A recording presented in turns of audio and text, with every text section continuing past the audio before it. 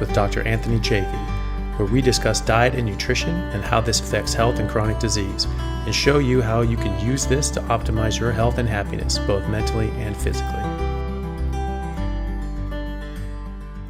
Hey guys, just want to take a second to thank our sponsor, Carnivore Bar. I don't promote many products because honestly, all you need to be healthy is to just eat meat. But for those times that you're out hiking, road tripping, or stuck at work and you want a nutritious snack that is just meat, fat, and salt if you want it, the Carnivore Bar is a great option.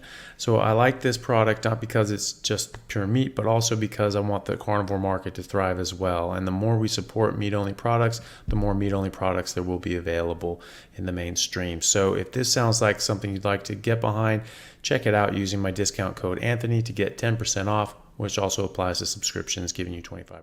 Hello, everyone. This is Dr. Anthony Chafee with another episode of the Plant-Free MD. And with me today is a very special guest and a friend of mine, Bronson Dant, who goes by Coach Bronson. Bronson, how you doing, man? I'm doing fantastic. How are you today? Hey, very, very well. Thank you. Great. So for people who don't know you, can you just give us a brief rundown and on who you are and what you do? Yeah. So I've been carnivore for a little over 4 years. I'm just turned 50 this year. I've been in health and fitness for about 12 years, been coaching for most of the time from the nutrition perspective. Since I've been carnivore, I was doing some stuff. I owned a gym while I turned, during that transition time. So I was doing health and fitness and nutrition there, which obviously once I went carnivore completely changed everything that I was doing nutrition wise, totally flipped on its head. But so I've been doing this for a while, and the changes and the positive improvements I've seen in my life is kind of what got me to go from just being a gym owner and being a coach with people in a gym to kind of saying, hey, look, I need to get the word out there to as many people as I possibly can and let people know that there's something out there that is natural, like we just talked about, is normal. It's the way things should be, but nobody knows about it. So that's kind of where I'm at. Get the word out. Awesome. Yeah. And so Bronson and I met first at, we sort of met online. We're, chatting through Instagram, but then actually met in person at KetoCon, which is great. I really liked that. I had a great experience there just because like you're meeting people face to face, you're actually getting, getting the chance to actually interact with people. Because like online is fine, but like it's just actually talking to people face to face it's so much better.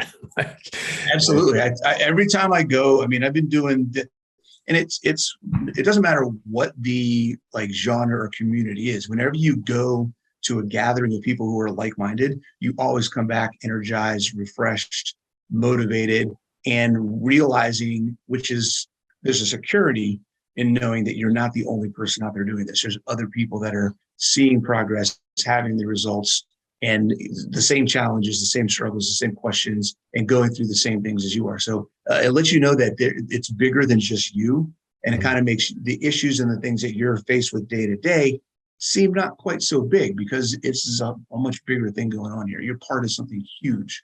Yeah.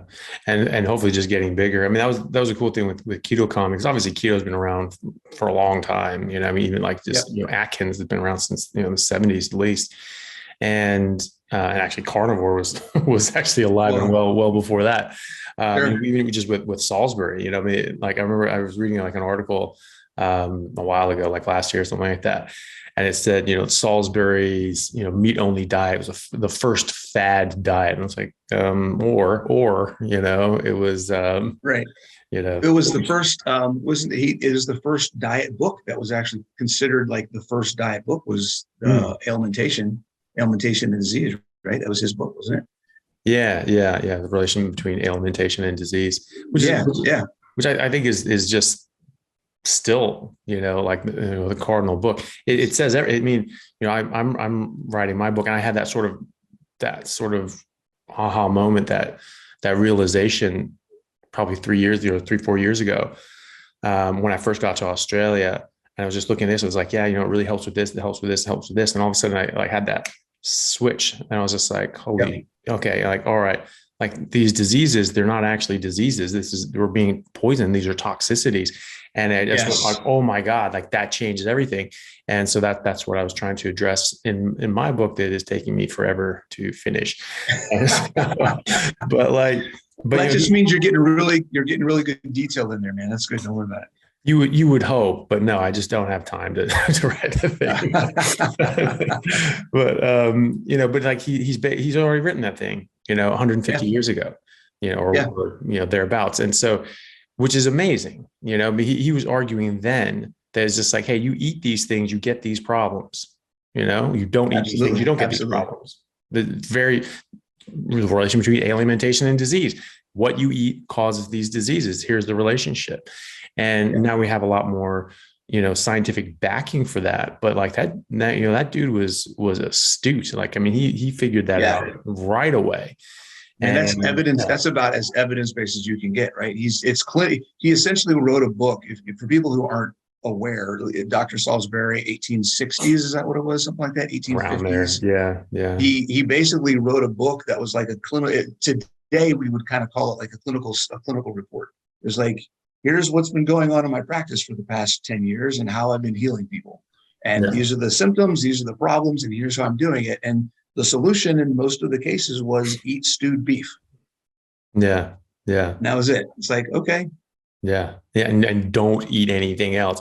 And like, right, yeah. And that's what the Salisbury steak is from. I always thought that was, like a place name, like Salisbury, England, right. Yep, but yep. yeah, no, it was named after him. And the reason it was special, it wasn't just ground. It's like, Salisbury steak now is just like a hamburger It's a patty. whole different thing. Right. Yeah. And they actually, well, there's some stuff during World War II that they actually rebranded Salisbury steak because they didn't want it to be hamburger because that was a German thing. And there was a whole bunch of stuff. Oh, right. Yeah. No, that makes sense. Yeah. But the original Salisbury steak, the what made it different from just ground beef or mince was that they ground it in a specific way that you could filter out like all the gristle. And that just made it so you would absorb like 100% of it. And because he was dealing with people with like Crohn's and ulcerative colitis, we had no medications for back then. So these people were in trouble and they were having horrible times. And he was saying, like, no, this is really important to do it this way. You need to get all the gristle out so that they can absorb absolutely everything in their small intestine. And they have like no waste. So these people were just like creating no waste, and they could actually let their bowels rest and heal, which is very, very important. And that's what we do now in medicine. When you have like surgery on your bowels, or you have an infection, diverticulitis, even appendicitis, we treat these conservatively sometimes. With medications, you put them on a low residue diet where it's just exactly the same thing, just low residue, meaning not much is coming out as waste. Yeah. So it's like basically no fiber whatsoever. So the idea that fiber is good for you is, I mean, it's completely contradicted by that. Anytime you're having a problem, we just go like, oh God, no, geez, no fiber, just stay away. And then as soon as it's done, like, oh, you better get that fiber in you, like, well, where were you, yesterday, when you were saying that like fiber is like super bad for you. That was one of the things about carnivore when I first got started, that the contradictions in the current message just blew me. Like, I just didn't understand stuff. Like fiber was one of them. It's like, if you're having problems with your bowels, give yourself something that's going to give you more problems with your bowels. Like, what? This doesn't make any sense to me. And I think you might have a post saying, if your body doesn't process it and it has to get rid of it, why do we have to eat it to help our body process something? It's like the logic just doesn't make freaking sense. No, going carnivore answered all those questions for them. Yeah, well, I mean, especially with the fiber thing, I mean, I remember this as a kid in the 80s. They said explicitly, multiple times, like, you should eat fiber for a couple reasons. One, because you can't digest it. You can't get any nutrition from it, but it's bulky. And so it will stretch out your stretch receptors and make your brain think that you're full. So you'll trick your body into thinking that you've eaten something. I'm like, your body's not that dumb. It's certainly not as dumb as you are. And so, or the second one was that, well, because everyone's getting constipated after they stopped eating enough fat. And they're like, well, what's going on? Like, no one ever had this problem before. I'm sure they did have the problem, but not in the numbers. And then all of a sudden everyone's getting constipated. And they're like, well, what you should do fiber. Fiber is a good idea. And then and there was all this theory about, peristalsis and things like that.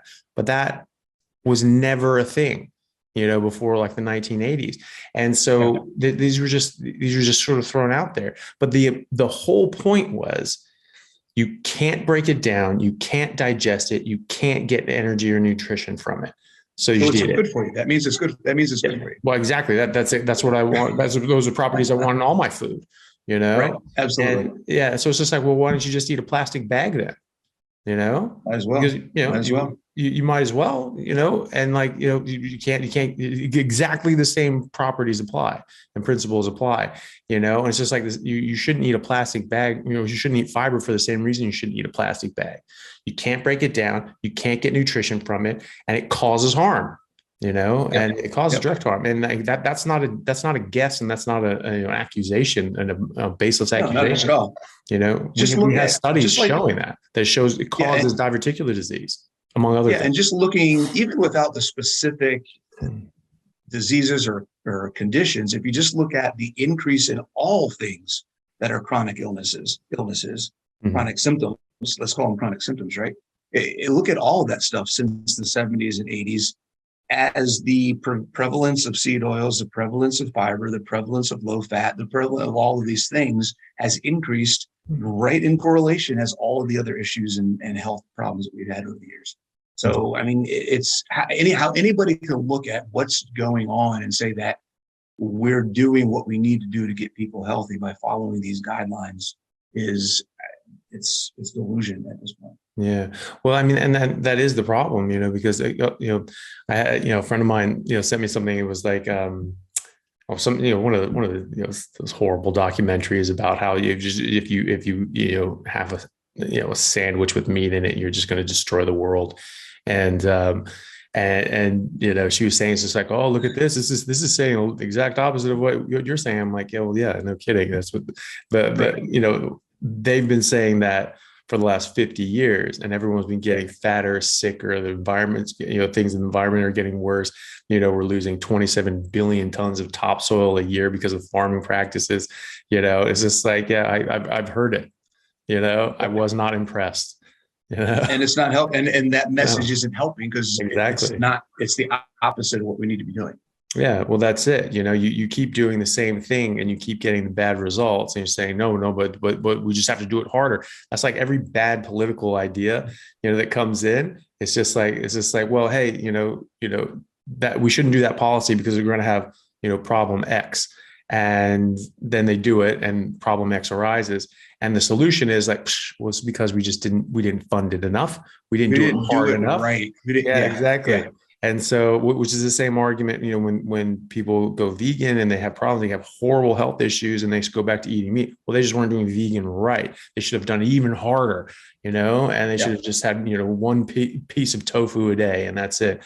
And, and then like the answer for that is always more of the same thing that caused the same problem. And you get more of, outcome X. And there are people that just get caught in that, and they just keep doing it and keep doing it just because they're just, they can't think outside of the box. They're like, well, I have to do this. This is what I have to do. And like, it's attributed to Einstein. I don't know if it actually came from him, but so like the definition of insanity is repeating the same thing over and over again and expecting a different result. I don't know if that's insanity or just stupid, but it is something, and it's not working anyway. No, it's not working. And that goes to the industry, to the messaging that we get, that people listen to every people in their day-to-day lives get stuck in the same thing. I've been doing the same thing over and over and over, and it's not working. I think Dr. Saidas is the one, I think this is attributed to him. And he said, people that are obese are experts at dieting. Yeah. Because they've tried everything and it doesn't work. It works for a little bit, then they get it back. It works for a little bit, then they get it back. And dieting and doing all of these things doesn't work, because the focus of what they're trying to do, where they're trying to go with it, is in the wrong spot. They're focusing on symptoms. They're not focusing on root cause problems. And that, I think Carnivore helps people wrap their head around the root cause problem that kind of deals with a bunch of other issues. Yeah. And that's the same in medicine, and that's a big problem, because we just focus on symptoms now. and then we look at some mechanisms as well, but we're not looking at what's causing that mechanism to transpire. Right. What's the trigger? Yeah, exactly. We're just saying, hey, this is happening. Can I figure out a drug that will just screw with this, complex biochemical process in some way and just sort of kick it back in the direction, that we want just a little bit. It's very imprecise navigation, where you just point it in a direction, you just sort of smack something in the head and just hope that it bounces in the right direction. Yeah, it's a transitory goal. It's not a substantial change. It's again, you're addressing a symptom of something. So it's like if you have a bathtub that's overflowing, what many people are doing in their lives, their health is the bathroom. The bathtub is overflowing. They're mopping things up. They're trying to get the buckets. They're using sponges, but they haven't figured out a way to stop the water from turning on. Yeah, like that's what you got to do. Forget about the mess in the bathroom right now. Go fix the plumbing so the tub's not overflowing, and then you can clean up afterwards. Mm-hmm. And people are just spinning their wheels, spending all this time on all these things. I work with people all the time who come to me and ask questions about so-and-so said this and so-and-so said that, and this study said this, and this guy said this study said that, and all these things. And I'm like, why are you even worried about that? Who cares if you, like you said, the mechanism, understanding the mechanism of things is great. And it can be information that is helpful, but it doesn't matter if you're focused on the wrong thing. Yeah. So don't let all this information that's out there get you off focus. And we're trying to fix how your body functions, and then everything else will kind of go from in there. Yeah, well, it's all about prioritization, right? I mean, just like you say, you're dealing with the visible problem that will cause problem. You have leaky bathtub, you're going to get water damage. Oh my goodness, you have to clean it up. You do, but the main thing is you got to stop that leak first. Exactly. And when I was in medical school, so the first our first sort of term, our head of anatomy and physiology was a great guy, one of the best professors I've had, Professor Thomas Farrell, and he was awesome. And one thing that he said that really stuck with me was, we were talking about different sort of situations. And he said, okay, let's say you're in the emergency department and someone comes in with a gunshot wound. They have a bullet hole in the chest. What's that called? And this is everyone's just in medical school. So everyone's trying to just be pretend they're just smarter than they are, more knowledgeable. Yeah. They're trying to think of sucking chest wound. Yeah, there's something like that. Yeah, actually, that's a better one than most of these people came up with. But they were trying to find some sort of Latin-esque sounding word to call it, and they were like, oh well, and everyone's sort of trying and floundering. But the point was to sort of do that, and then he said, no, it's called a distraction. Because while you're staring at that bullet hole and you're trying to figure that out, that guy could be choking to death. His airway could be collapsed and you didn't notice it. And that will kill him long before he ever bleeds out. So you need to, you can't get distracted by something, even if it looks horrible. You have to keep your eyes on the prize. You have to do things clinically and correctly. Or else the whole system shuts down, and so you go through ABCs: airway, breathing, circulation. There's a reason airway is always first, and you even change it. Sometimes it's ACB, depending on your what you're doing. There's a whole bunch of different algorithms for that. Airway is always first, always. Well, not always, but almost always. But that's the thing. There are prioritizations. And right now we have really lost sight of our priorities, and it's really showing. And this is the challenge. We get into the discussion of the messaging and people falling into the brainwashing and indoctrination of media and the industry. Is I think people have what they think is the right focus. It's just not the right focus. They're focusing on the things they've been told on: move more, eat less. That's the answer to everything. Even though after 40 years it's not working, maybe we need to rethink it. But a lot of people think they're doing the right thing, and they don't understand why they're not seeing progress. So that's why what we're doing is important, because I think this is what helps people get that knowledge and realize, hey, wait, there's something else. Yeah, absolutely. So how did you come about Carnivore in the first place? Where'd you figure that one out? Yeah, so it was actually recommended to me as a way to maybe see if like an elimination diet to kind of see if my IBS, urgent bowels, and that kind of stuff would get healed, or if it would help with that. So it was 2018. I was a gym. I owned a CrossFit gym, and the interview that Dr. Baker did with Joe Rogan, that wonderful piece of artwork, was introduced to me. I watched that and was like, okay, this is crazy. This is kind of cool. I don't really care for eating veggies anyways. I only do it because I've been told I have to. And decided, I did some research. I looked for 3 or 4 days, tried to find as much information as I could on what carnivore was, how to do it. If there were other people out there that were doing it at the time, it wasn't nearly as big as it is now. Found a couple groups on Facebook, Dr. Mabry, Esme LaFleur. There's a couple of people that are like old school carnivores that have been blogging about it and talking about it for a while. And just decided May 1st, 2018, I said, all right, I'm just going to eat meat. So whatever meat I had in the fridge, I just ate that till it was gone, then went out and got some more. And it's been ever since. I literally haven't gone back since. So it's been a fantastic ride, and I don't see myself ever going back. Yeah. And how'd that work for your IBS and your athletic performance? Beautifully. So on the IBS side of things, without getting too graphic, my life was controlled by my access to a bathroom or knowing where a bathroom was, because I never knew when it was going to hit. But I tell people it was like two phases. The actual healing and reduction of the symptoms probably took maybe 3 weeks, maybe 4 weeks. But it wasn't till about 2.5, 3 months in that I realized they were gone. Because I had a routine and a habit and things that I did every day, or if I was going somewhere, things that I just been doing them for so long just to make sure that everything was going to be okay. Go to the bathroom before we get in the car. When we get to the airport, go to the bathroom. When you get on the plane, go to the bathroom. When you land off the plane, go to the bathroom. Like it was just things like that. So we couldn't get in a car. If I knew I was going to be in a car for more than 20, 30 minutes, I would go to the bathroom before just in case. So those types of habits and things, it took me about 3 months to realize that I didn't need to do them anymore. And since then, it's been 4 years and I still don't have it. Yeah. It's crazy as a 50-year-old man to be proud of the fact that if I feel the urge to go take a dump, I don't have to do it right now. I can actually wait.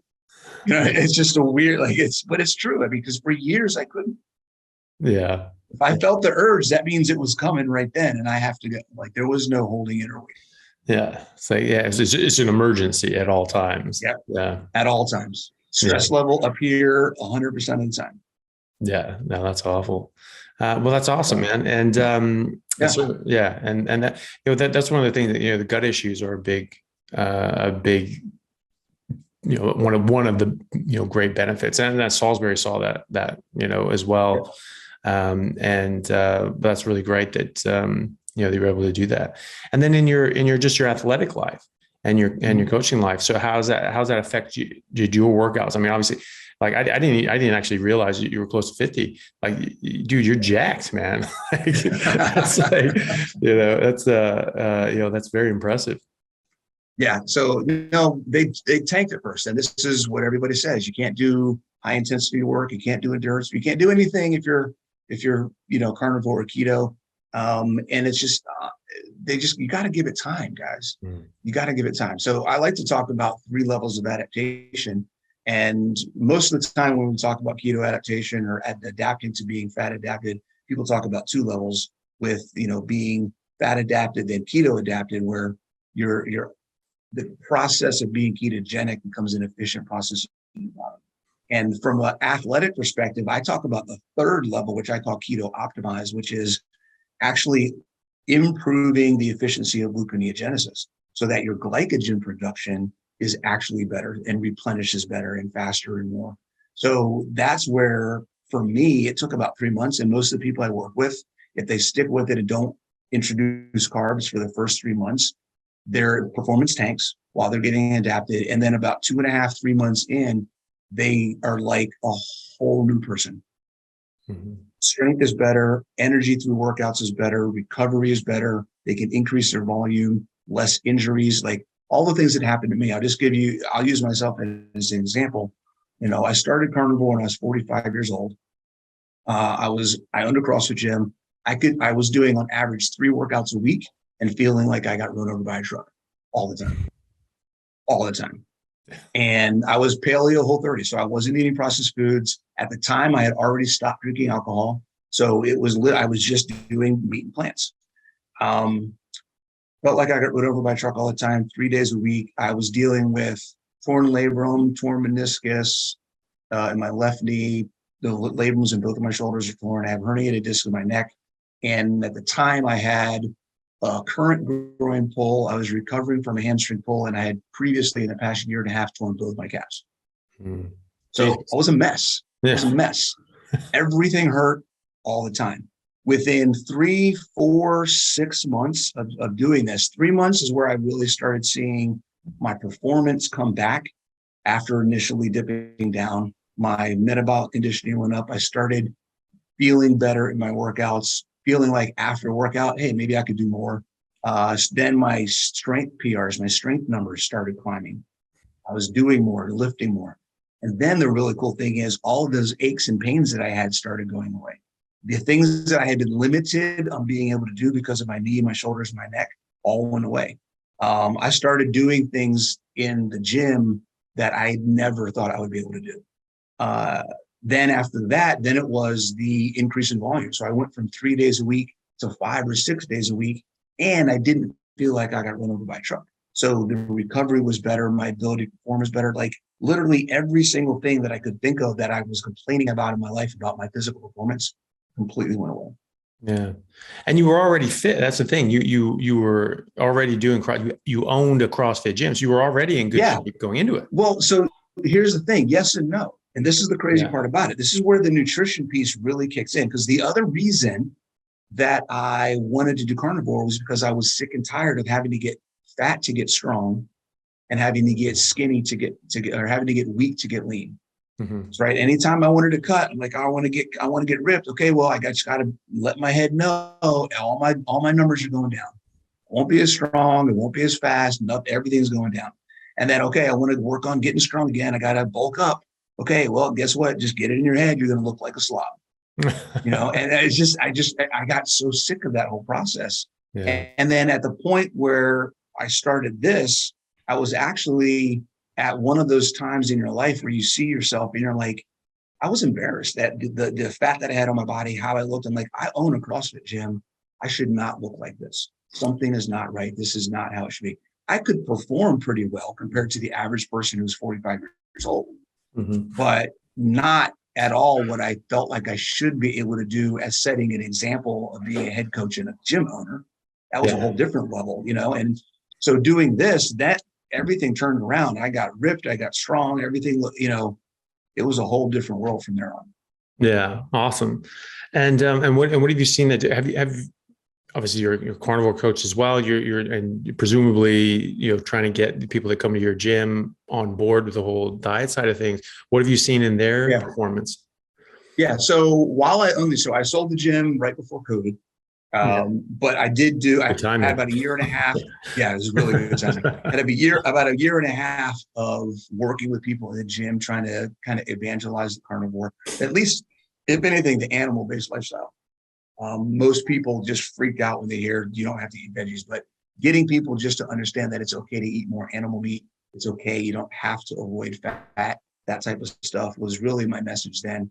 And again, everybody that I worked with at the gym that tried it, I ran some challenges specifically, 8-week, 10-week, 12-week challenges with some people just to get the experience of working with people through this process. And without fail, every single one of them, at the end of it, they're like, oh my God, this is crazy. We never thought we would see this kind of response.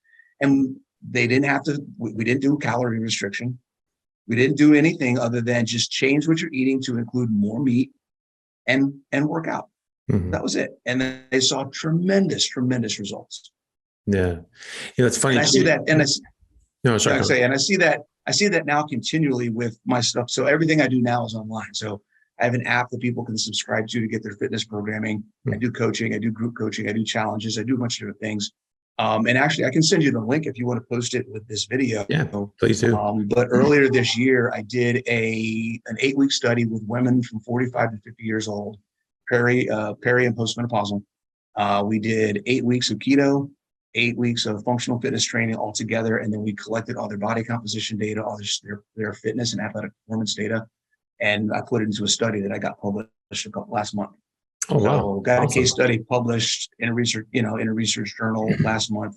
Well, actually, I guess technically it's this month. It's still September, right? So it was earlier this month that got published. So I can send you the link to that. But, 8 weeks, women over 45 who were peri and postmenopausal who saw improvements in body composition, improvements in all the factors of quality of life, improvements in strength, improvements in speed, endurance, flexibility, like all of the things that we look at from a quality of life perspective.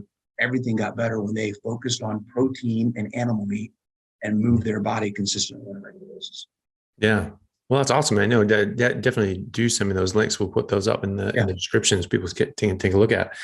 Yeah, it's interesting that you guys it took you a while to sort of get adapted and get your performance up.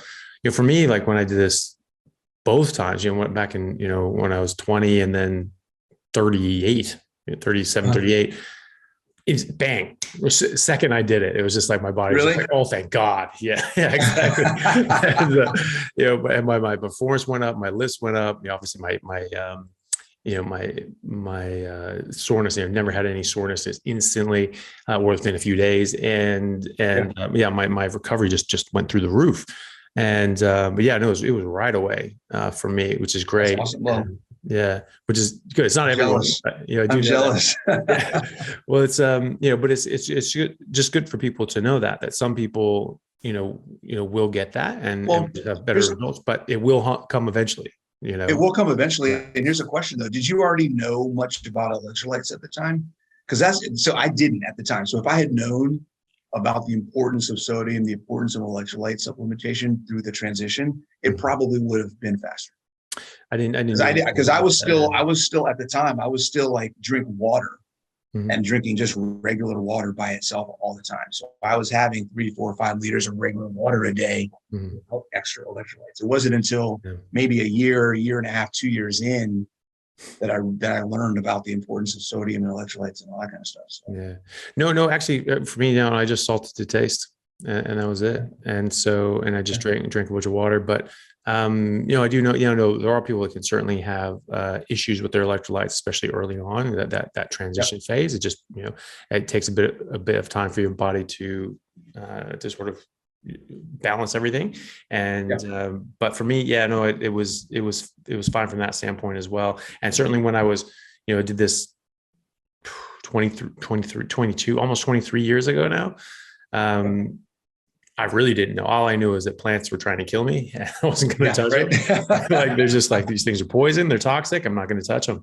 And that's all I knew about it. And so I was just eating meat. I wasn't even eating fatty meat. I was definitely not getting enough fat at the time or just enough food in general for a lot of that, because I didn't know I was hungry most of the time. I feel lucky. And at the same time, I feel kind of disappointed that I learned about the 2 things that changed my life, like after my 35th birthday. I learned about CrossFit when I was almost 40. I learned about Carnivore at 45. Like, it's like, if I could have just known about these 2 things when I was 18, my God, where could I be right now?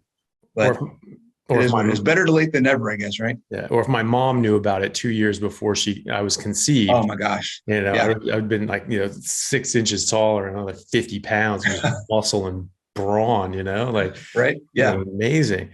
But that's the thing. When I again came over to Carnivore, and it was the same thing. It was with Dr. Baker, because I knew about this 22 years ago just because plants were toxic, and so I did it inadvertently for like 5 years, but then slipped off it because I didn't realize how significant what I was doing was. And then, but I was always very, very meat focused. I always just ate a lot of meat. And then every now and then I chucked in a salad because I'm like, I guess we're supposed to have salad. And, but that was really it. And so I was, I would mostly be keto, even though I wasn't Mhm. doing keto. I just didn't Yeah. eat carbs, and I just never ate sugar. And then every now and then had some gummy bears or something like that, or gummy worms, which I still remember fondly, but like like not fondly enough to actually change anything in my life. Right. And Right. and so I was always just eating a lot of meat, but mostly lean meat. And then it came, started looking, when I was in medicine, I was in medical school, I started being able to see the literature, and it was like, oh, actually sugar, that seems to be a major problem here. That wasn't what we thought it was. Like, oh my God, like actually it wasn't at all. Like all these things, that was a complete con. And all these sorts of things started all, coming in and coalescing, and like learning all these different things. And then I think it was just, the right time, when Baker went on Rogan, and my brother was just like amazed. And I never didn't watch as much Joe Rogan stuff. My brother really, really liked him. So he would just sort of watch every episode, and if he could. And he came across this, and he's like, dude, he's just like, I just saw this episode with Joe Rogan. Is this guy? He's a doctor. He's a professional rugby player. He said you can get all your nutrition from meat. You don't need to eat anything else. And which was interesting, because obviously, I played rugby for years, and I was a new doctor now. Obviously, he was well established in his career, but very, there's some similarities there. And he said, and you can only eat meat. You get all the nutrition from meat. And my first response was just like, how can that be? That must be, there must be something wrong here. But then, my secondary thought was like, well, wait a minute. I basically did that for 5 years, because I didn't eat any plants. All I was eating was eggs and milk, or eggs and eggs, meat, and milk, and for 5 years. And I was just like, and I remember at the time when I was doing it, thinking in my head, I'm like, do I need to eat a banana or something? Do I need some vitamins, like a multivitamin or something? And, because I was just like, am I getting everything I need? Because I didn't know what the hell was going on. I didn't know, like, I wasn't thinking about like humans are carnivores. This is the kind of animal we are. We're like wolves. We're like, felines. Like this is the only thing we should be eating. And, but I was just like, well, I feel good and my gums aren't bleeding. So I'm just going to ride this out and see how we go. And, if it's hard to defeat that programming that we've got. Even today, it's been 4+ years that I've been doing it. And I still think about it sometimes. And I'm just like, this is crazy. Is this really like, and then it's like, it is. I'm good. Like, it's just like, there's that split second of the 40, 50 years of programming that comes rushing back sometimes. And I've got to be like, no, I'm good. We're good to go. I'll look at, my numbers and where I'm doing and stuff. And then I'll look at all the other people that I have and the number of people. This is where going to conventions is good. This is where joining communities online, the number of people, if people that are like that are just getting into this now, 4, 5, 6 years ago, if they knew how little community there was around this topic compared to what there is now, they would be blown away. Absolutely blown away. There was nothing when I started. No. You know what I mean? So now to come out and go to YouTube and type carnivore diet, and it's just like, boom, list after list after list of people on YouTube, or do a hashtag carnivore diet on social media, and all this stuff comes up. It's like, this is awesome. Yeah. So I love it. Yeah. And even stuff about saying this is a bad idea, don't do it, like that'll come up. Yeah. But that you're starting to have a presence when the powers that be have to detract from what you're doing, because 100%. Because they're saying it's like, you got to better watch out for this dangerous thing. This can be bad or whatever. If it weren't many people doing it, if it weren't a threat, they wouldn't even mention it. You're giving it publicity by talking about it, or when the powers that be or people that are part of the powers that be start duplicating it. So Weight Watchers now has a keto thing. Like Slim Fast now has a keto thing.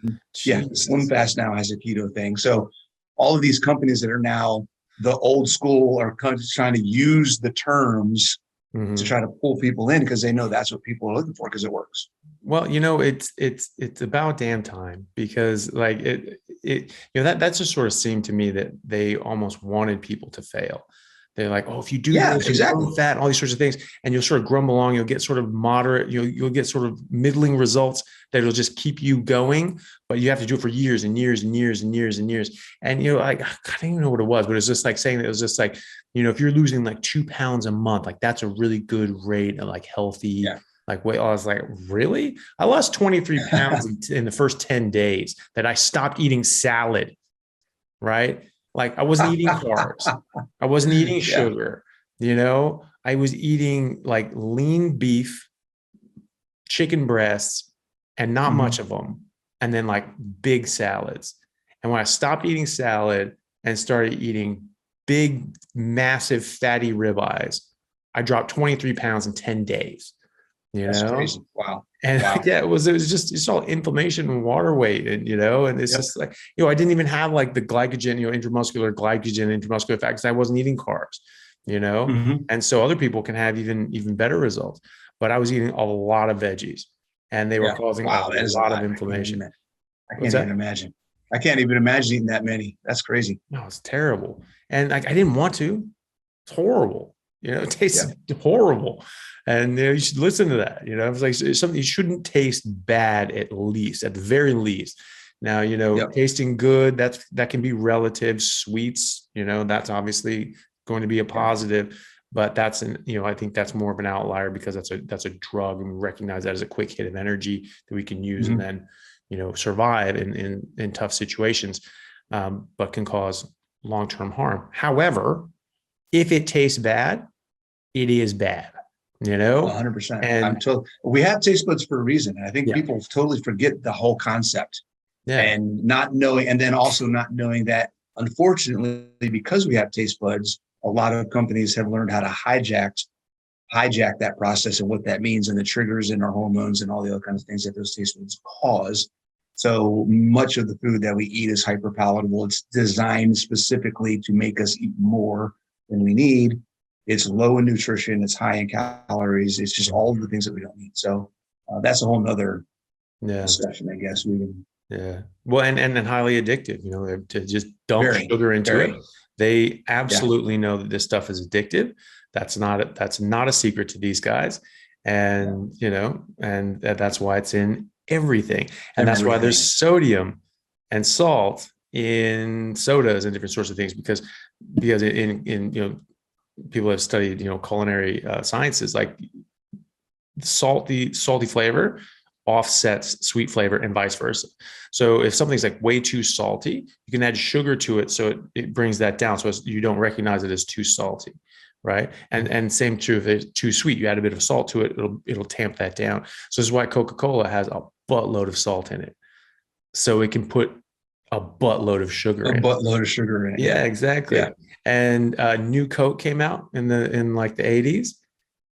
And what was the difference? Same stuff, but coincidentally, way more salt and way more sugar. They know what they're doing. They know exactly what they're doing. They're trying to get you addicted. They have already succeeded at that. And once you're addicted, you keep feeding that. This is the new, opium trafficking. It's just like it's legal, and you just getting this, and no one even realizes how bad it is, and people are getting really, really hurt by it. It's just getting worse and worse and worse. Sometimes I wonder if there's a conflux or a crisscross of when the numbers are starting to get better based on when we're getting bigger in the community. Like at what point we need to keep going. And anybody that's listening, share this video, share every possible video you possibly can, because the number of people that are getting sick out there isn't going down right now. Yeah. Right now it's going up. Yeah. We've got a lot of work ahead of us. Yeah, I mean, just simply with like diabetes, just looking at that. All around the world, diabetes is increasing massively, and even though like places like India and China, they don't have the same obesity rates as Western countries, their diabetes rates are going way up and actually surpassing that in the West, because they eat a lot of sugar. They're malnourished. They've got a lot of starvation issues, but they have a lot of sugar, so they're even more malnourished, because a lot of their calories are coming from carbs, crap, and sugar. Yeah, well, And they're skinny, and that's the thing about obesity rates is it doesn't take into account lean mass, it doesn't take into account body composition, it's just mhm. size. Yeah. So they're high, the population there is probably just as high in body fat percentage, Yeah. even though they're not as big, right? Yeah. It's a skinny fat country versus an over fat country. That's They're it. both Yeah. over fat. There's just one's big, one's skinny. Well, and also, yeah, but it totally doesn't take into account body composition as well. That's something that's always bugged Right. the crap out of me. Like when I was in high school, I even noticed this. So I was in. Well, I mean, I went to university when I was like 16, but I would come back to the high school for sports. And Mm-hmm. so, when I was there, I was like wrestling 215, and I was 6 foot, 6 foot 2.5, 6'3", something like that. Yep. And I looked for my height and the BMI, it used to be just, this is it. This is your BMI. This is your ratio, and this is too much, and this is whatever. Right. And then they said, but I was just like, well, what about people that doesn't take into account people that are athletic and muscular and have a large frame like I have, Right. and then say, oh, okay, well, so then they modified it, and so it was just like lean build, average build, heavy build, right? Mm-hmm. So for a heavy build at my height, the maximum weight that you could be was 192. I was a wrestler cutting weight 215. You're obese, man. I was exactly. You're And so, obese. but I was overweight. I'm obese. Yeah, I'm well, obese that's right it. now. Yeah, and I'm like, yeah, and like for much of my professional sports career, I was morbidly obese. Because Yep. like I'm supposed to be 190, and my lean, like slimmed down, fit, ready to kill you playing weight was about 245. And like outside of that, I could go up to 260, 265 pretty normally. And and then I'd sort of trim down a bit. The largest I was ever at was like 275, but like very muscular. Still had six pack showing. You know what I mean? Mm-hmm. And like actually, I kind of like scared myself. I was at the gym, and I didn't realize how much I'd put on, because it was just I had a month off for Christmas, and so it was just in the gym every day, and I was still eating the same, and just like I just figured that my body was like, because I trained so hard during the season that I could not keep on weight. It was very difficult for me to keep on weight. Sometimes I'd like dip down to like 200. I've gone under 200 before, which is crazy. Starting up from like 240, 250, and then going down to like 195, because I with legs that big. But like, I couldn't, it was so hard for me to keep on weight unless I was really careful. And I got better at it, as I went on, but there was a couple of seasons that I got way too skinny. And so then when I, in the sort of break for Christmas, I'd just be, just eating normally and lifting weights a lot. And now my body was just like, oh, thank God. And could actually just start, like rebuilding everything. And so I would just tank up. I put on like 30 pounds in that month. Not all of it good weight, obviously, but it would get on there. And I remember I was going through the gym, and like I just caught out of the corner of my eye, there's like a mirror there. And there's just like this, I didn't realize it was a mirror. All of a sudden there's just like this massive, just monster just like walked next to me. Oh, Jesus. And it was my reflection. And I'm like, oh my God. Yeah. I didn't even recognize myself. I was like, I was much bigger than I normally was. But obviously that's, at 270, 265, 270, I was 70, 75 pounds over what they consider, healthy. And I was very healthy. I was in very, very, very good athletic shape and cardiovascular shape and everything else. And certainly when I was 245 and still in this way too heavy weight, I was a machine. And I don't think anybody who wrote those guidelines, recommendations, and criteria would have ever been in that good of a shape in the course of their entire lives.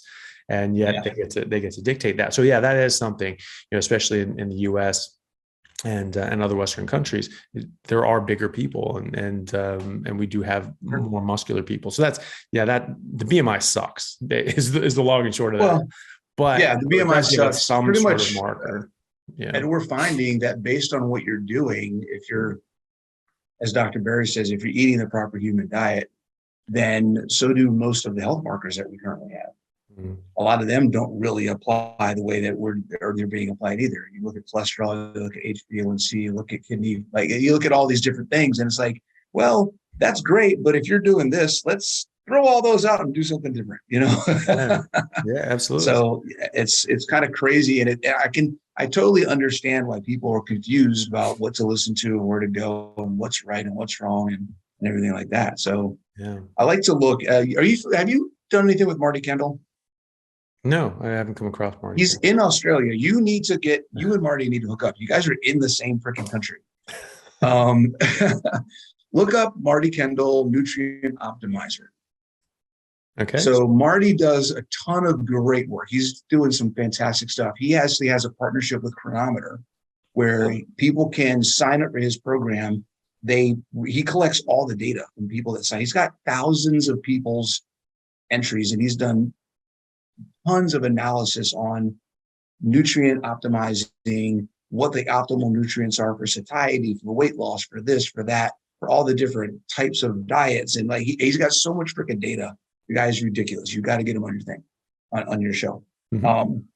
But he talks about, and this is really where I started understanding more what I now call my pillars of nutrition, and that is focusing on nutrient density and understanding the importance of nutrients and how our body will literally, in many ways, our body determines how hungry we are based on how much nutrition we're actually getting in our food. So if we focus on nutrient density, if we focus on bioavailability, and then we focus on foods that are as satiating as possible, we're going to solve all the problems. So regardless of what the label on your nutrition lifestyle is, if you focus on those three things, you will be in a better place. And that's the way I kind of simplify it. Absolutely. Yeah. No, I'll look them up for sure. Yeah. And so you mentioned to me before, you were saying that, when we focus on like macro ratios and percentages and things like that, that doesn't actually necessarily get you where you want to go. It doesn't necessarily get you like the nutrition density you want. So like you're saying there, you really need to focus on the nutrition density side of things first. Can you talk a bit about that? Yeah, this is actually something that has been going around lately that I've been hearing a lot of people. I mean, it's been since I started, you hear people talking about what's the best ratio, 1-to-1, 60-40, 70-30, 80-20, whatever, all this kind of stuff. And it's really started hitting me in the last couple of weeks where I realized, none of this makes sense. So last year, I started talking about helping people understand the difference between, and this is an offshoot. A lot of the stuff I get from other people. So I kind of take stuff I hear from other people and kind of play around with it and come out with my own thing. But Dr. Ted Naiman and the PE diet and understanding the difference between protein and fuel. And there's a separation in how our body uses those things. So taking that concept, I kind of came up with, we have functional calories and we have fuel calories. And I look at them differently. So when I work with clients, I separate fat and protein. I don't tie the two together. I don't care. Your body doesn't know that you're tying your fat to your protein percentage. It doesn't know that. All it knows is I'm either getting enough fat or I'm not, or I'm getting enough protein or I'm not. So why are we at the top level macro going down? Why are we tying the two together? It doesn't make any sense. It's like I use the analogy of going to the mechanic, taking your car to the mechanic and saying, hey, I need you to give me a tune-up. Could you give me 80% gas and 20% oil? Yeah. He's going to look at you like, what are you talking about? It's like, no, your car needs this much oil. Your car needs this much gas. And that's how we need to be looking at what we're putting into our body. We need to stop tying the two together. And then when you look at it at the next level, where does that even come from? Where does this whole percentages and ratios and stuff come from? And then you think, well, we're talking about percentages of what? Or ratios of what? We're talking about ratios and percentages of total calories. But I thought total calories didn't matter.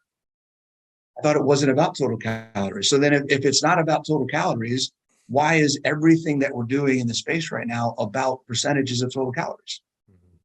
There's a dissonance there that I think people aren't aware of. So We need to separate. That's my message. We need to separate the fuel and what we're doing to provide our body with the energy and the things that it needs to function from that perspective, is from the things that drive metabolic function.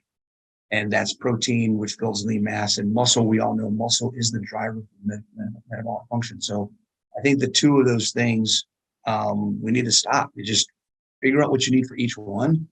And whatever number that ends up being, it ends up being. If it's not about being in a deficit, it's not about being in a surplus, it's about giving your body what it needs to function.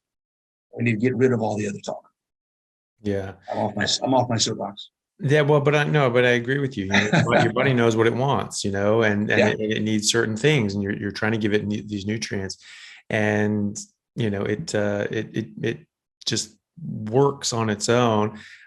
We don't need to, use an equation and a calculator and all these sorts of things. Like those didn't exist even 100 years ago. Certainly didn't exist 100,000 years ago. No koala is out there trying to figure out, okay, what's my percentage of this thing? It's just like 100%. Yep. Just like this tastes good, I'll eat it. And gets me high. In the case of koalas.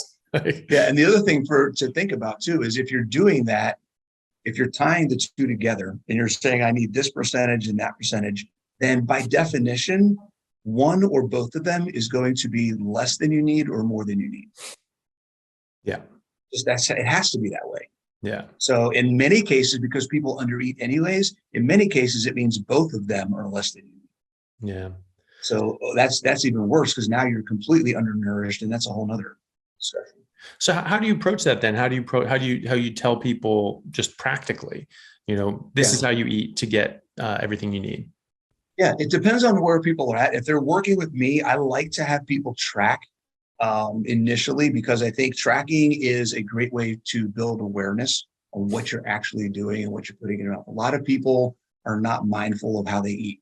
So tracking what you're eating is a great way to be mindful. I don't think that we should or need to track for the rest of our lives. For me, I practice tracking things when I'm trying to make a change.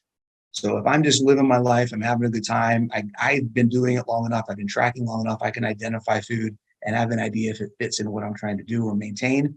But if I'm at a point where I want to do an experiment, or I want to change or cut or bulk or whatever the different terms you want to use are, then I will specifically track so I know exactly what I'm modifying and what tweaks I need to make. But in general, I like to start people off at a 1-to-1 of lean body mass to protein grams and lean body mass to fat grams. So I start people off at technically a 1-to-1 ratio. Oh my God, I just said don't do ratios. Well, that's a starting point, because what we do then is we look for thresholds. So we have what I call a protein threshold, which is a minimum. How low can your protein intake go before you stop seeing the benefit of having protein?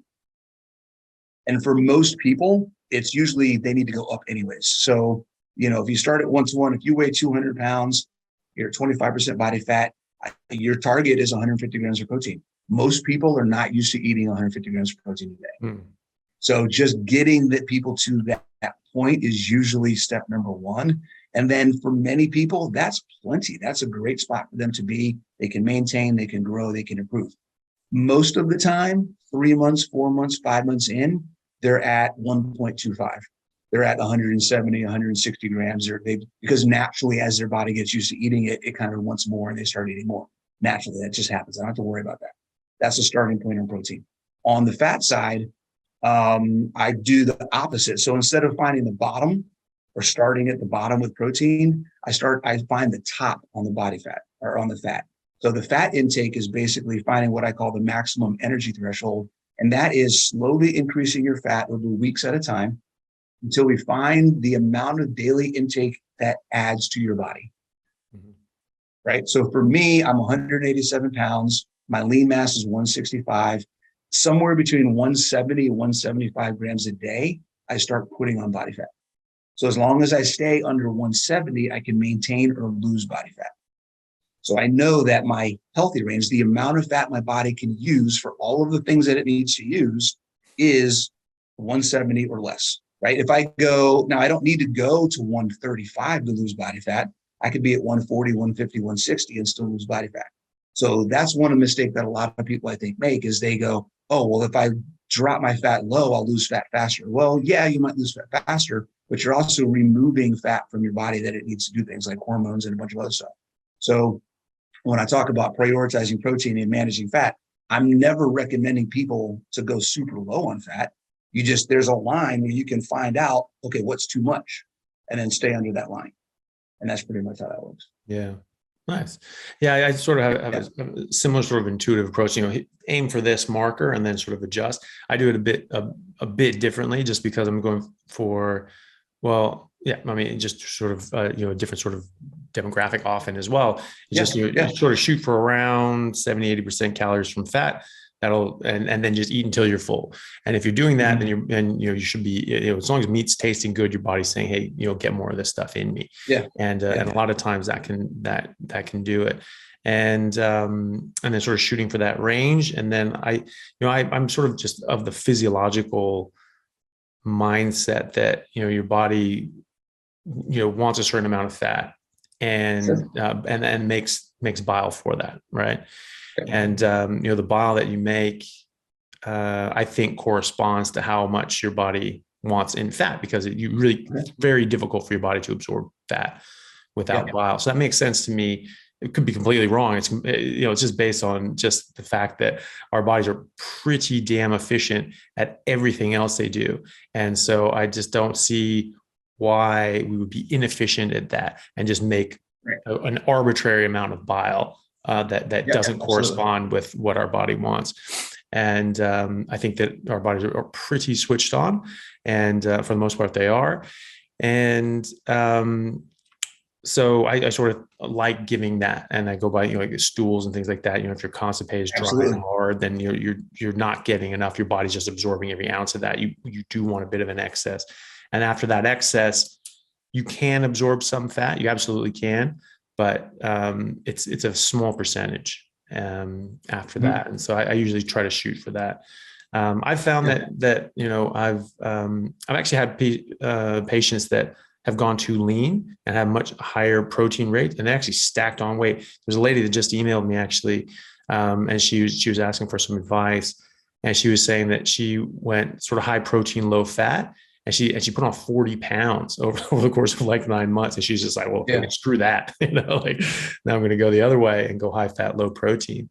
Have you noticed things like that where people get things really off and they start having like a weird time with carnivore? Yeah. Yes and no. Usually there's something that has to do with inactivity, where they're not doing strength training as well. So they're maybe eating protein. Body's got nothing to do with it. There's often some electrolyte stuff going on. And then again, low fat. Too many people go to the extremes. Like you just said, she's going to go from high protein, low fat. She's going to flip it and now go high fat, low protein. Mm-hmm. What about the middle ground? Yeah. Where's the middle ground there? Right. Yeah. So I think we need to I think more people need to live in the middle. And I think too often people are going to the extremes. So I don't think high protein is the key. I don't think high fat is the key. I think adequate protein and adequate fat is the key. I think that's what we should be shooting for. Yeah, I think that's a very good way of putting it. It's all semantics at the end of the day as well. But I think the way you're describing it there is much better. You want sufficient, adequate, appropriate amounts of protein and fat, as opposed to you're getting high fat, low protein. Because I made that point a while ago, and I got a bit of a talking to. Because the other thing too is just because you up your protein doesn't mean you have to lower your fat, and vice versa. Yeah. If you up your fat, it doesn't mean you have to lower your protein. Like, why are we tying the two together? It doesn't make any sense. Yeah, I remember I was in when I was first sort of in like the little carnivore Facebook groups, and I was quite active in things like zeroing in on health and zero carb health. I really like those guys. I really like those groups. I think they do a very, very good job. And so for anyone, starting out with carnivore that, is looking for like community things, like I always recommend those two first, and even though, I was involved in other carnivore groups, which I think are amazing, like the Carnivore Fix and things like that. I think that's a very, very good community. I always recommend those two first and foremost, because I think they're run by very, very intelligent, switched on, knowledgeable people, and the community is very good, and they kept it very strict. It's not like these other some other ones. I think World Carnivore Tribe. That's just a zoo. That's just a wild. It is, no man's land. and you go in there and like you say things. I remember I would go in there and I would sort of say things and be like, basically, it's like, and here's this study, and this is this and this and that. People are like, what the hell are you talking about? This one, I was like, Jesus Christ. And the things that they were saying were based on nothing. It was just like, they're just their own biases and things like that. And they're just mouthing off. And it was just, it wasn't as conducive for like an intelligent conversation. All right, everyone. So we had a bit of a technical issue there. My computer just died, and so we had to sort of reconvene at a later time. But just to pick up where we left off, I was trying to tell just a story about just the semantics behind talking about low protein, high fat, low protein, whatever. And the reason that there was a sort of a bit of an issue was years ago I was talking about how a carnivore diet was actually high protein diet in comparison to a SAD diet. That's what I was talking about. You're eating twice, 3 times the amount of protein, which is great, but obviously as a proportion of your total calories, it may not be the majority. And so that was something, I was saying, because this is, high protein diet and blah, blah, blah, blah, blah, or you're getting more protein as a high protein, because it is a high protein diet, in that sense, in comparison. Comparatively, that's the thing. Yeah, exactly. Everything's compared to what, so like in economics is always compared to what. So in comparison to what everyone else is eating, this is a high protein diet. And so, but it's not the higher macro as far as calories are concerned. Certainly that would be mostly fat. And so, people were saying, it was like, whoa, actually this is sort of a high fat, moderate, protein diet, and that's really important to make that distinction. And I was saying, well, all I was talking to was comparing it to like a standard diet, like, we're getting more protein than other people. And their point was like, hey, was that like when people come in and they're new to this and they're saying, oh, like high protein, this, that, and the other, they're thinking just eat predominantly protein and things like that. And maybe that can sort of mess them up. So you understand that, but at the end of the day, it is semantics. And I think that the way you worded it, whereas you're getting adequate or ample protein, adequate, ample fat is probably the better way of doing that. And wherever that shakes out as a percentage is fairly immaterial in that regard, as long as you're getting enough of both. Exactly. And I was thinking about this since we had the break. I was thinking about this while we were trying to figure out how to get back this to end this. But what we're doing right now, the way that we think in nutrition and health about our macros and our food intake is we shop around and then we try. It's like we're trying on clothes. It's like we're trying on dresses. We're like, okay, I'm going to go try this dogmatic formula or methodology and see if it works for my body. I'm going to go try this one, and that didn't work. Okay, that didn't fit. It's like trying on shoes. So those shoes didn't fit. Those shoes didn't fit. Those shoes didn't fit. I need to find shoes that fit. Well, what if we stop trying to find shoes that fit and just walk around barefoot for a while, figure out what our feet actually need? Like we're working from the outside and trying to force our body into something instead of asking our body, what kind of shoes do you want to wear? What size are your shoes? What are you using your feet for? And going into it and actually trying to meet the need that you have. Mm-hmm. And I think we're doing it backwards. Yeah. Well, that's certainly the case too. And you're trying to say it's like, well, I have to eat all this and I have to carbo load and I have to do this in anticipation of, a workout tomorrow or something like that, which of course you have plenty of energy to go weeks without eating. If you had to, I wouldn't recommend doing that if you don't have to. But but what we do, unless you're extremely emaciated, you've got ample energy for any workout that you plan to do. And that's whether you eat or not. I like how you said that, because a lot of people think, well, you have to eat to work out, or I need energy to go to the gym.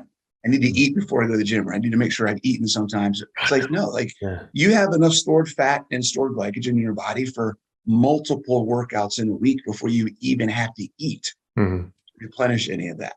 Let alone if you're already eating a regular diet, whatever it is, 1 or 2 or 3 times a day, and then you're working out, you will never run out of fuel. We are so fuel abundant in society today. We have no idea. We have no idea. Yeah. And speaking of which, so that's the other side of the coin is just fitness. So you're obviously a fitness coach. You have a CrossFit gym, and this is something that's been a big part of your life. How do you rank fitness in this whole thing as far as overall health, and why is it so important? Yeah, I think it's just as important as nutrition, and that goes against the grain. A lot of people, oh, it's all about 80% of what happens in the kitchen, what you eat. And I said, yeah, if all you're worried about is weight loss and a six pack, then all you need to worry about is nutrition. If you're worried about being physically independent as long as possible and having a high level of quality of life in your 70s, 80s, and 90s, then you absolutely have to have fitness as part of the equation. You can't do it without it. Metabolic function is driven by muscle mass. Reduction of injury risk is driven by strength and muscle mass. The recovery rate, if something happens and you do have to go to the hospital, is reduced by more muscle mass. Sarcopenia is the sign of death, in my opinion. The less muscle mass you have, the closer you are to the grave.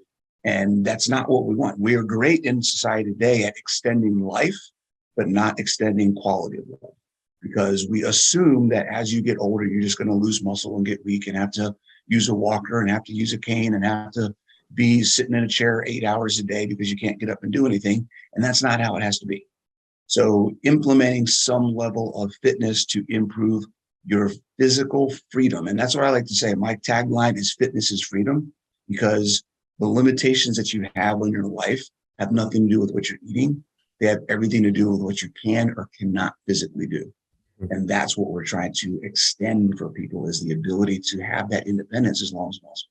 Yeah, absolutely. And that's 100% true. I mean, we have a serious problem with sarcopenia. Sarcopenia, for people that don't know, is just muscle wasting. You're getting too skinny and frail. So like these frail older people that are fragile, and they're at risk for everything. The risk for everything goes higher. I mean, if you look at COVID, who were the people that were the most risk, right? 60 and up, because they're the ones that have the least protection, which is what muscle provides. Yeah.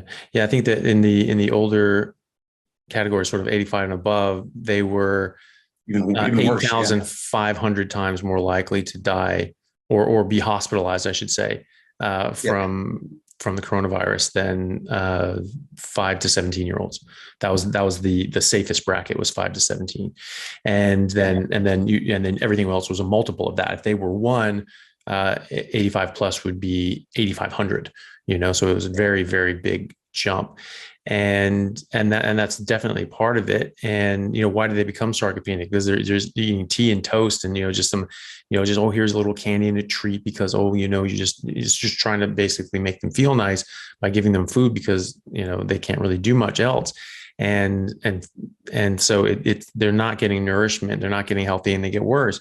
I remember reading a study a number of years ago where it showed a direct correlation between leg strength and likelihood of going to a nursing home. It was just like, the stronger your legs were, the less likely you were to go to a nursing home. And that can have a lot of different reasons why that is. But a very simple one is that when you get too frail at a certain point, you can't get out of a chair on your own. And that's pretty much it for you. There's a handful of physical movements. There's like 4 or 5, I forget what they call them, like daily movement requirement tests or something like that, where it's like, can you bend over and touch your toes? Can you get out of a chair without your hands, without needing to push off with your hands? Like, there's a couple tests that they do as you get older to see, can you live by yourself? Yeah. And they all are directly correlated with your ability to move and actually have some strength in your body and control yourself. Yeah. It's the impact that the expectation we have as a society that you're going to get old and frail, you see it everywhere. I'm 50 years old. I joined AARP in the US, because I get a bunch of discounts as a senior citizen. I'm a senior citizen, guys. This is crazy. Because, I get a bunch of discounts and everything being a member of AARP, but I get all the newsletters and the emails and the website of all the different things. And it's ridiculous, the expectation that they have of, oh, get in shape, join Silver Sneakers. It's like, okay, the most strenuous thing that you can do once you're over 50 is go for a walk. Yeah. And then their workout programs are, get up and sit down in a chair. And that's, I'm not saying that's bad necessarily, but when it's presented as this is what you should be doing because you're old and you need to take care of yourself, that is bullcrap. That is the exact opposite. Just because you're 50, 55, 60, 65, 70, 80, you still need to give your body an adequate level of stress and challenge in order for it to adapt to the lifestyle that you want to live. If all you ever want to do is sit in a chair, then all you got to do is for your exercise is sit in a chair. Yeah. But if you actually want to get out and go on hikes and ride bikes and do things that are fun and be active as old as possible, then you need to do those things and make your body adapt and change so that it can handle that stuff.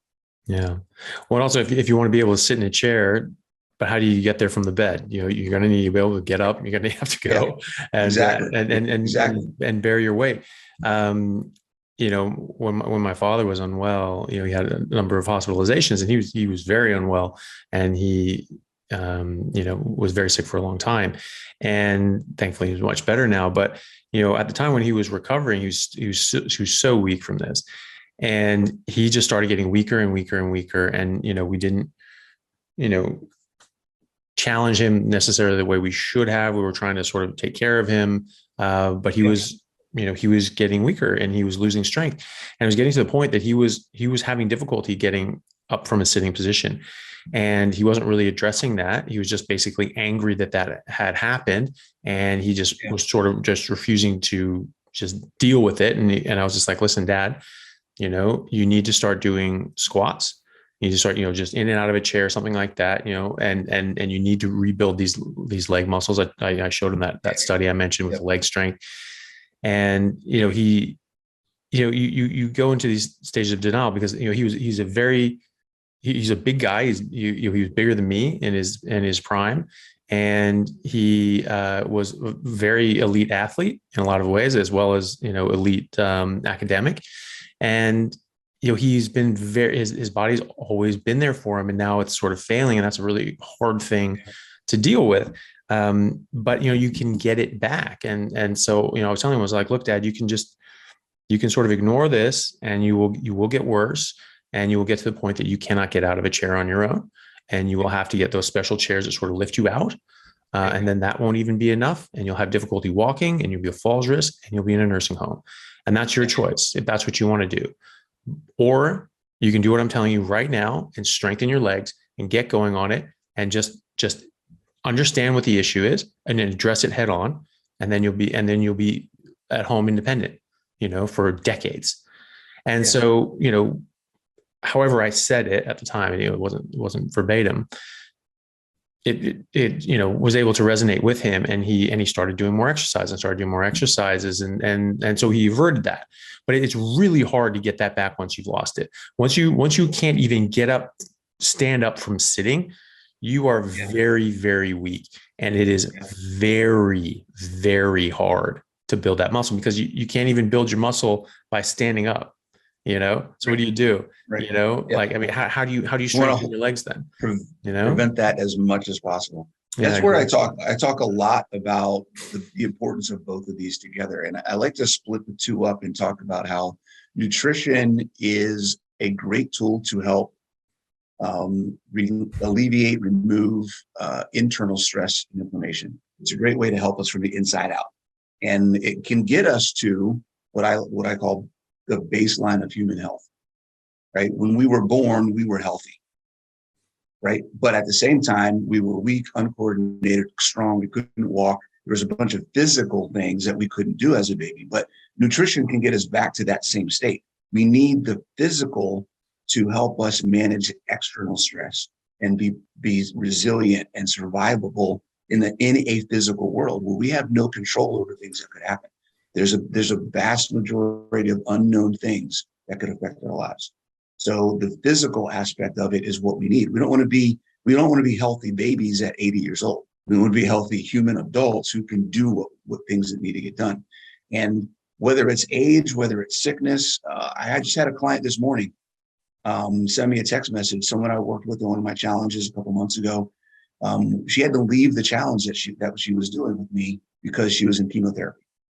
And going through that process, even with the process of chemo, she just texted me and said, "Hey, I finished my chemo a couple of weeks ago. I just wanted to let you know that even through all of that, with your challenges, with everything that's been going on, I've lost body fat, I've gained muscle mass, I'm increasing my strength in the gym. Like all of these things are happening in a positive because even through dealing with chemo and cancer and all the other kind of stuff she's dealing with, she focused on building muscle and keeping her body as strong as possible. So, and she's over 40, so it's or over 50. So she's doing all this stuff after menopause. Like all of this stuff is supposedly you're old, you got menopause, you got cancer, you're in chemo, you can't do any of this stuff. But when you focus on the right things, anything is possible. Yeah, absolutely. Well, I think that's a good message to leave on, is just that, look, you get busy living or you get busy dying, and so if you want to be in this for the long haul, you need to be active, you need to be going, you need to stimulate your body into realizing that it needs to maintain it. Body's very efficient. If you don't need a process, if you don't need to divert energy to a certain muscle group, it will take away resources from that. It won't maintain those, and because it's efficient, it's trying to maintain and homeostasis, and it's not wasting energy. Because if you're wasting energy, you're going to die.